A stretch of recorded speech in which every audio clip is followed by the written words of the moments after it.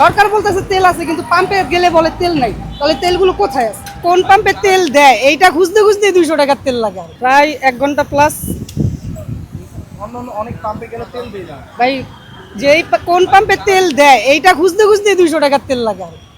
এরকম একটা অবস্থা। এখন যদি আমি একটা পাম্পে যাওয়ার পরে যদি আমাকে 200 টাকার তেল দেয়, এই 200 টাকার তেল দিয়ে আমি সর্বোচ্চ 3 ঘন্টা বা 2 ঘন্টা চলতে পারি।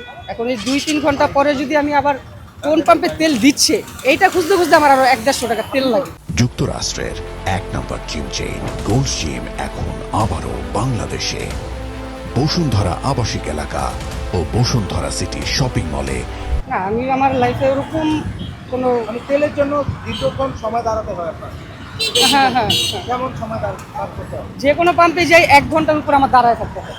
এটা আসলে কেন? সরকার বলতেছে তেল আছে। হ্যাঁ, এটাই তো, সরকার যেহেতু বলতেছে তেল আছে, কিন্তু আমরা তো তেল পাচ্ছি না। অনেক পাম্পে বন্ধ, তেল দেয় না। সরকার বলতেছে তেল আছে, কিন্তু পাম্পে গেলে বলে তেল নাই। তাহলে তেলগুলো কোথায় আছে? বাইরে কত করে বিক্রি করে? বাইরে কিছু কিছু জায়গায় আছে আপনার 200 টাকা বিক্রি করে, ম্যাক্সিমাম জায়গাতে 200 টাকা করে লিটার বিক্রি করে। হয়তো কি হাতে গোনা কিছু দোকান থেকে আপনার 160 টাকা বা 150 টাকা তেল বিক্রি হয়।